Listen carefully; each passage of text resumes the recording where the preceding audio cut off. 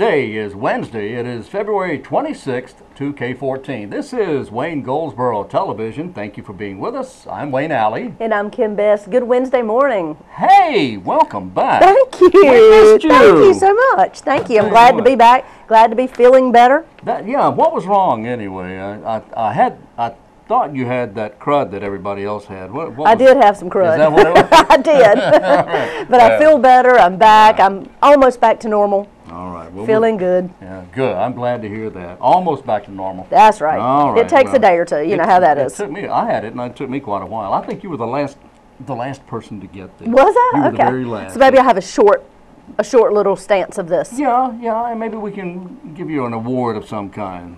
Shortest crud? Yeah, that works. Ginger ale and saltines were my friend. Really? Yes. Okay. Ginger ale and saltine. I remember that one. Just saying. Okay, what, no peanut butter? Not this time. Oh, okay. February 26th it is today. Yes, it is. This day, 1907. I remember it well. 1907, when members of the U.S. Congress raised their own paychecks. They did. They raised their pay to $7,500. 1907, you know. Anyway, both House and Senate members got the same amount. The cabinet members and the vice president would earn $12,000. If you don't think they were being paid very much for their services, consider that the VP was getting enough to buy at least a half dozen houses. Oh my goodness. goodness. In 1907 for that amount of money, $12,000. He could buy six houses. The richest man in the world at that time was said to be John D. Rockefeller, whose oil fortune was worth only about $300 million at that time. But if you extend that out to today's money, it's a gazillion bucks. My goodness. Well, $300 million would be all right, too. Yeah, well, $300 million, I wouldn't shake a stick at that either. No, me either.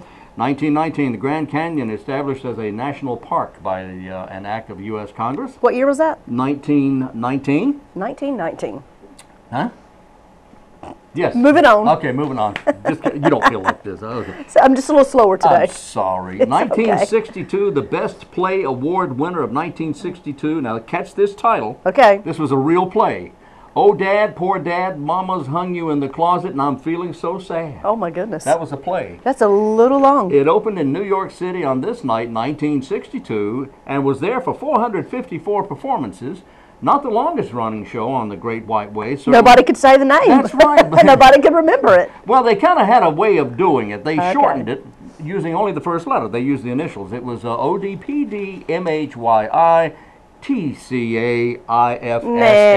Nah? Okay, well, never mind then. That's not good. Mitch Ryder. Bad marketing. Bad marketing. Yes. Well, they learned. That was 1962, and there was a lot of things really wrong with that year, but anyway, don't pin me down and ask me what they were. Mitch Ryder, Mitch Ryder and the Detroit Wheels, having a birthday today. Mitch Ryder, today, born 1945, that makes him, let's see now, that would be what, 55 and 14, 65, 69 years old today. Wow, way to go, Mitch.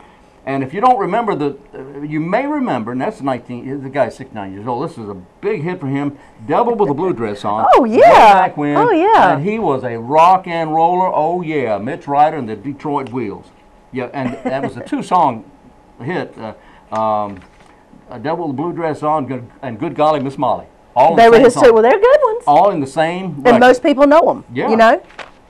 And Little Latin Loop-de-Loo was another one of his big hits. Yeah, I don't know that one. Bolton's having a birthday. Michael himself is having a birthday. Born how this old? day, 1953. That makes him 47, 57, 61. Really? 61 years today. Michael Bolton, 61. Of course, you know his hits. And 1966 is the year of the birth of Jennifer Grant. Beverly Hills 90210. Beverly Hills 90210. 66. That would mean she was over 30. Okay, that's who's having a birthday today. She's actually 49. That's what I meant to say. Yeah. Something like that. Who's having a birthday? Happy birthday. Happy. If it is your special day. Right? Ooh, yes. Well, I know you want to tell us about daylight savings, of course. He always does. Yeah. You can see that right there. It's a daylight saving time, March 9th. Oh, boy, I can't wait. Woohoo! Me either. Woo-woo! Well, you know what? Let's go to our interviews, but soon we're going to talk about American Idol from Goldsboro, North Carolina. She's on her way to that title, Majesty York, so stay tuned. Yes.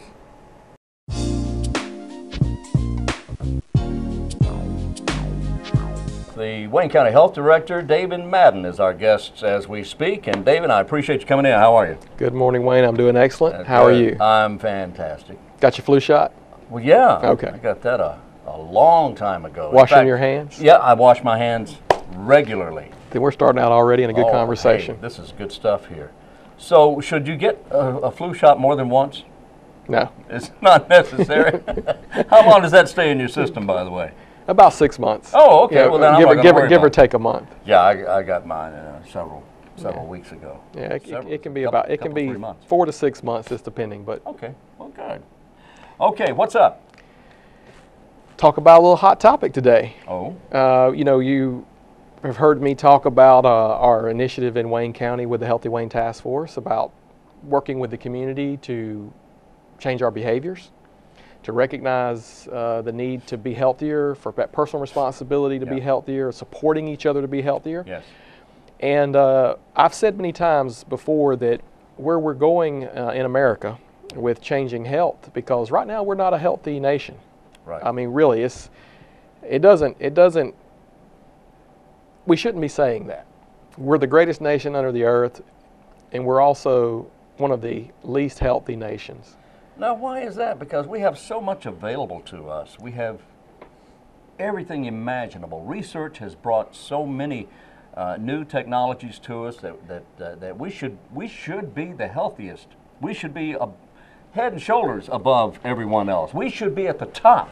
We should be the best. We are the best. Can we get a Statue of Liberty behind us? Well, I think let's start with what you said. What I said. You said we have everything available to us. We do, don't we?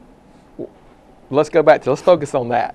We have everything available to us. Yeah. Just like we have all the medical care, the best medical care in the world. Right. We have some of the brightest people in the health industry that work with us on different preventive measures. Right. We go back to we have everything available to us. We have all the food we can eat. Oh yeah. Just about. And it's all good. We have it's not all nutritious and healthy. No, but it's all good. We have access to a lot of things that have created us to be more sedentary. Right. I mean, everybody just about has a television or a computer or a smartphone or an iPad or a tablet today. It's just easy to sit around and play on your electronic devices. Which is very difficult to do while you're running. And, snack on potato chips. Yes. And and eat cookies. Oh boy. And enjoy those good things in life. Well, they are good. But we're, like you said, we have so many things available to us. Yeah, and that's created, I think, some of the behavior change. And going back to what I was saying earlier, one of the things I've said outside of just individual people, committing themselves in order to get healthier, it's going to take policy. It's going to take change and regulation. And we don't like to hear that, because anytime you talk about regulation, that sounds like it's infringing on our rights. And it is. It is. But some of the best regulations we've seen come out of North Carolina lately have been those types of regulations, but have been wondrous and supported by everyone in North Carolina practically. House Bill 2, which is the smoking in no smoking in public places law, where you can no longer smoke in restaurants. Right. And you have that's been, when it first came out, it was scrutinized. And people were concerned about how that was going to impact our economy, how that was going to impact our communities. But it has been really welcomed with open arms, and now people are applauding the initiative our state took in that. Yes, they have. And I think people have become so accustomed to it, they got used to it. It's now they expect that. Yep. That environment. And that kind of opens up to what my point is. One of my points to talk about today is let's talk about what's happened with CVS Caremark. This recent media release where they have decided to no longer sell cigarettes and tobacco products in their drugstores. That's quite. Opens up for discussion. It is. It certainly does. It's no. I don't know of anyone else that's done that. Well, no, they're the leader. There's a lot of money to be made in tobacco products for the retailer. And they have the largest volume of sales of any drug store chain in the nation. Wow. However, they're not the biggest as far as the number of drugstores. That's actually Walgreens. Okay. So just a little interesting fact there. That is. Yeah. To open up the discussion more, people are asking, why are you doing this when they're going to lose $2 billion in sales each year by eliminating tobacco products from their stores. Why, in a world where we're really driving more to be profitable, why would somebody do that? Well, and what does that mean in us taking a step towards better health? There's all kinds of directions that we could go here, but just being profitable is not always a good thing. I mean, it depends on what you're making a profit. Right. And believe me, I'm a capitalist. I mean, I believe in in making as much money and as an opportunist. Indeed, I am. But I believe in making as much money as you possibly can, but legally, ethically, morally. And well, boy, you just took us all out of business. I know. I'm going home.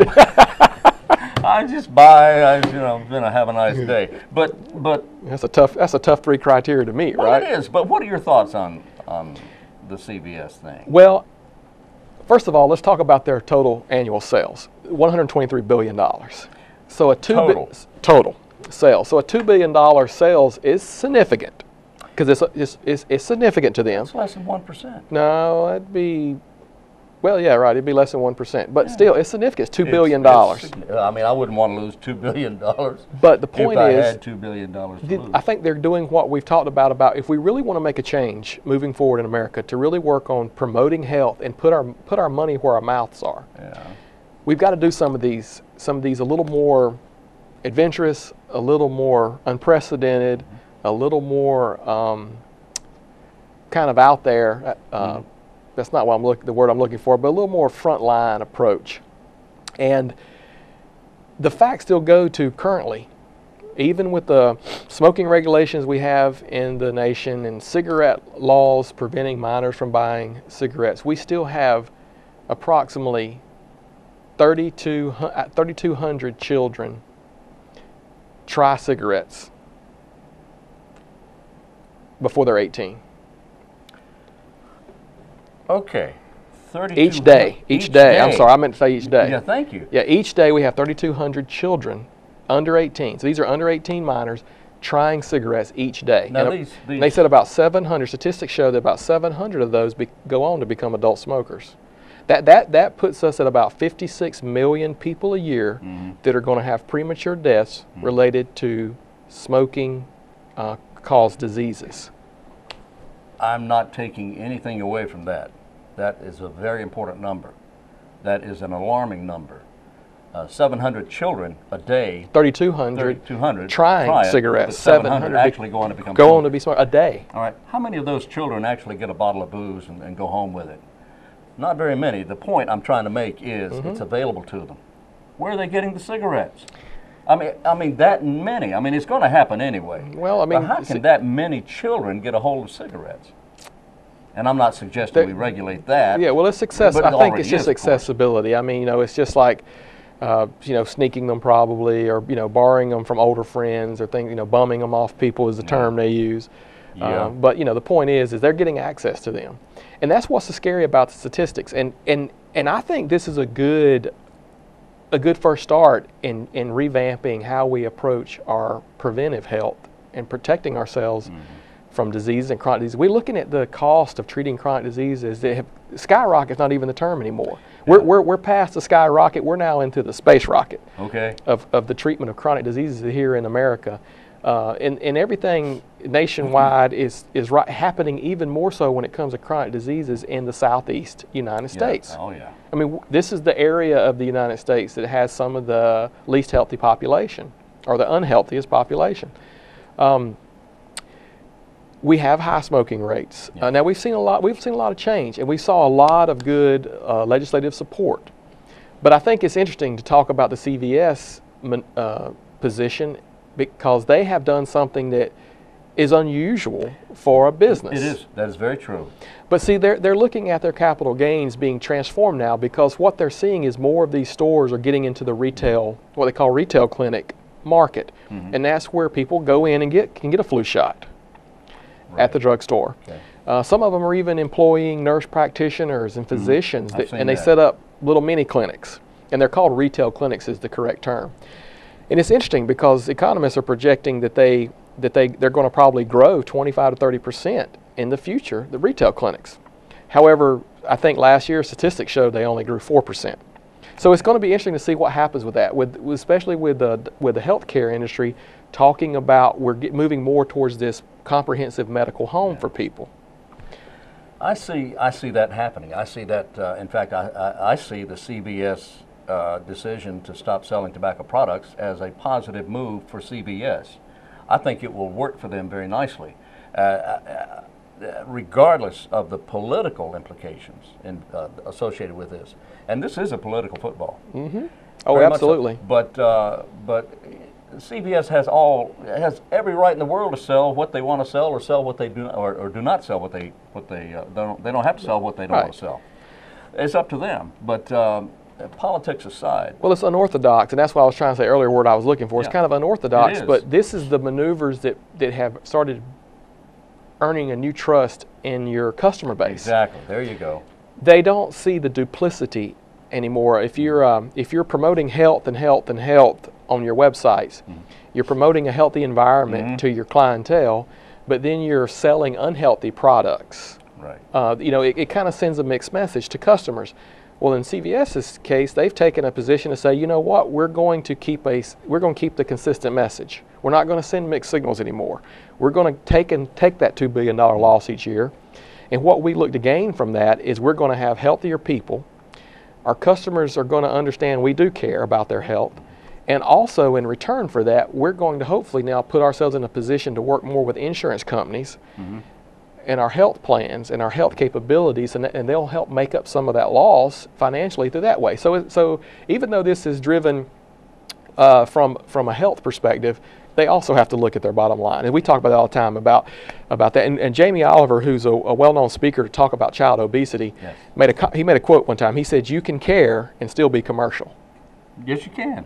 So I think that's something that we have to work towards as a local government, as a state government, as a federal government, about how do we work with businesses so that they can show that we can really care about people's health, but also they can still be viable and commercial, because they have to make a bottom line. That's not going to change. So the decision made by CVS, do you see other retailers going into other pharmaceutical companies or pharmacies? That's the question that leads to discussion. What will they do? What will they do? Because now that they've stepped out on this platform, it's peer pressure. Oh yeah. It really is. It's literally peer pressure on other retailers to decide, are they going to take that gamble and get out there too? Well, there's a risk, and the leaders of CVS, they put a lot of thought into this, and it is a risk, but I really think it'll work for them.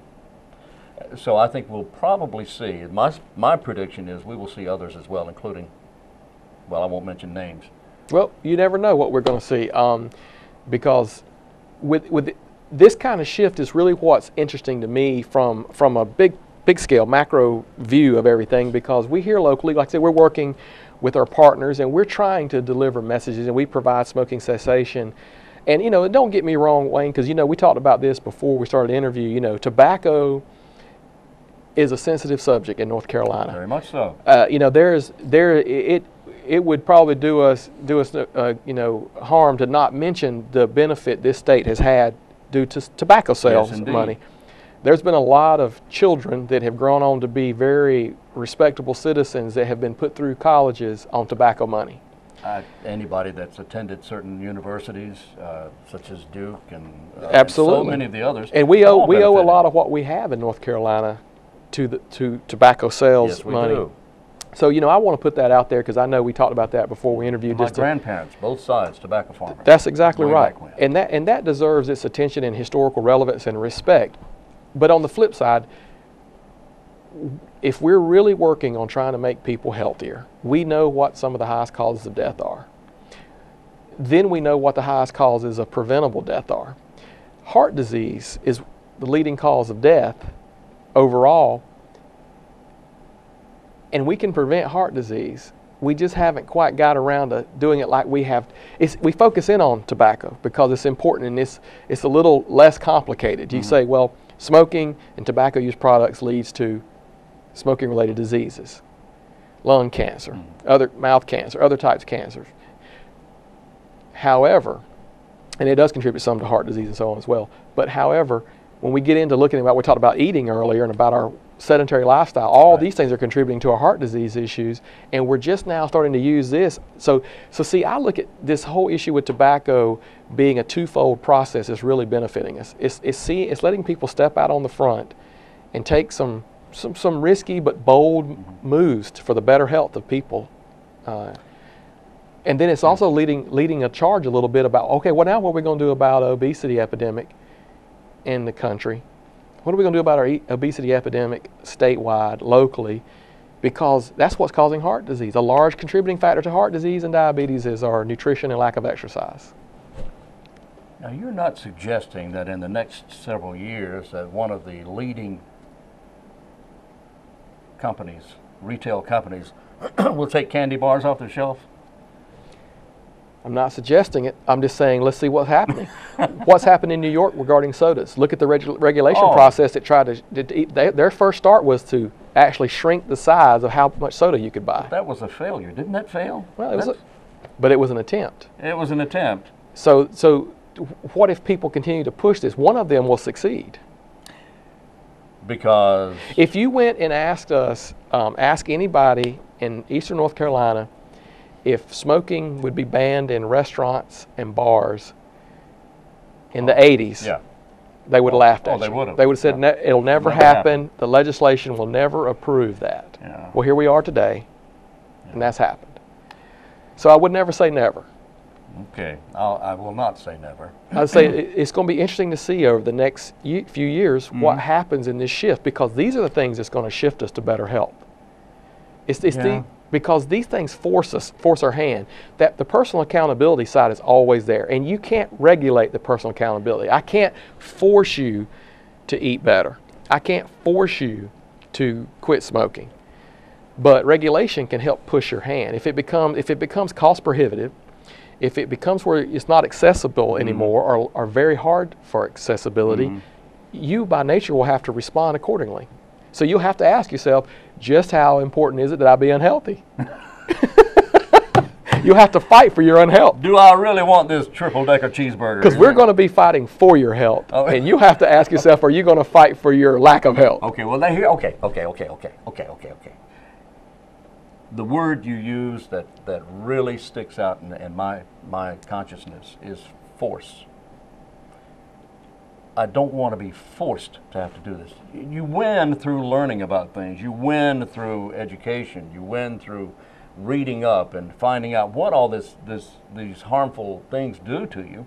You learn by that. But now some people are just hard-headed and don't. So you can't. I don't want you to force them to do it, but I just want you to make them aware of it, which I think everybody's doing a good job of making people aware of what's good for you, what's not good for you.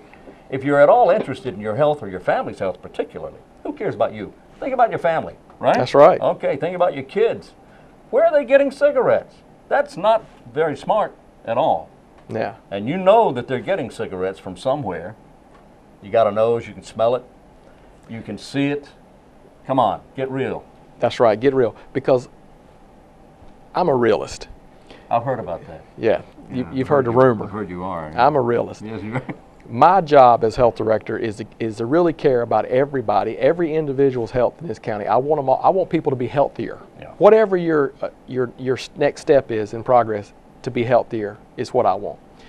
But you're right. There's going to be some people they're just going to choose not to do it, and that's part of the casualties in that sense. It's just going to be a reality we have to face. We can't live in the utopic world where everybody's going to be healthy. However, there's a lot of people that's on the fence about their health. Yeah. They're following bad behavior, but they could just as easily not follow bad behavior. And those are the ones that are really getting the benefit from these changes, because they're getting nudges now in the right direction. And that's what we want to see. Okay. The nudges. The nudges. Like I said, can't force people. That's right. But we're here to fight for your health and hope that you don't fight for your unhealth as hard as we're fighting for your health. Do a lot of research on yourself, for yourself and for your family. Do a lot of research, and you figure out yourself which is the best way for you to go, and then listen to people like DAVIN MADDEN, who has your best interest at heart.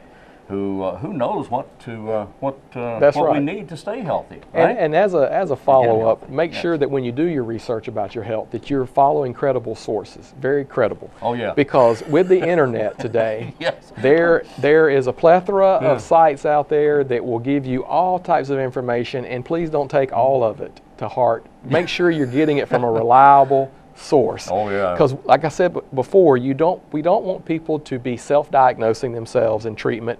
A lot of times that leads to delayed prevention, delayed care. It leads people to following the wrong means of help when they should be going in a different direction. So use your research, use that to empower yourself as an educated consumer for your health. Be an advocate for your health, but make sure you always work with your professional, your primary provider, and your caregivers to make sure that they're helping you understand the information that you're utilizing so that you're getting the best health you can get for yourself. Wow, that's good stuff. DAVIN Madden, our health director here for the Wayne County Health Department, I thank you. My pleasure. Good job. My pleasure. There you go, DAVIN Madden, the health director for Wayne County, and what a great job he did there. He is so knowledgeable. He knows everything. Well, but he is, and he's just a really nice guy and a great interview. And you're right, he knows so much about what he's talking about. He's very, very sharp. Right. And that was good. I Today's enjoyed talking topic, to him. tobacco. Yes, tobacco. All right, let's see what else we have here. Now, we did mention that. You know, let's talk a little bit, Wayne, about our potential star.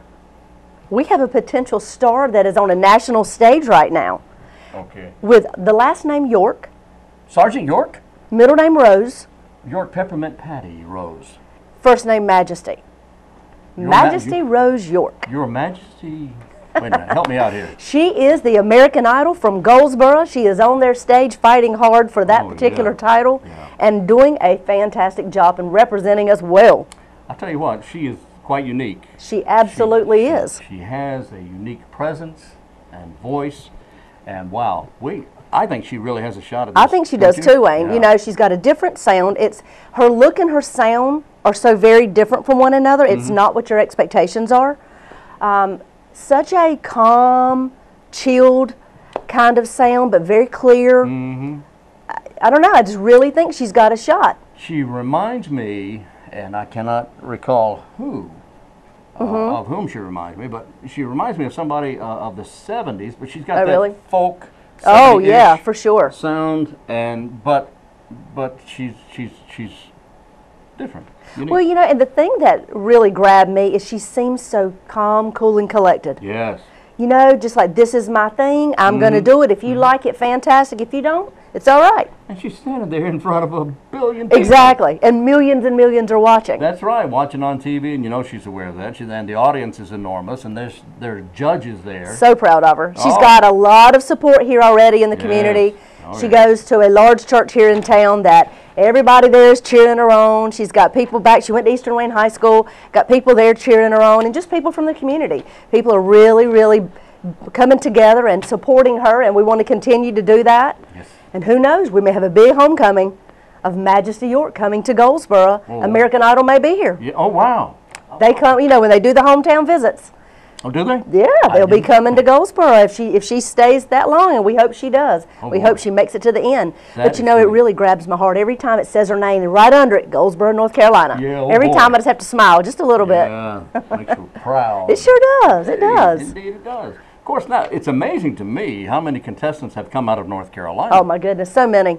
Yeah. I mean, think about it. You got Clay Aiken, you got Scotty McCreery, and now her. And Fantasia.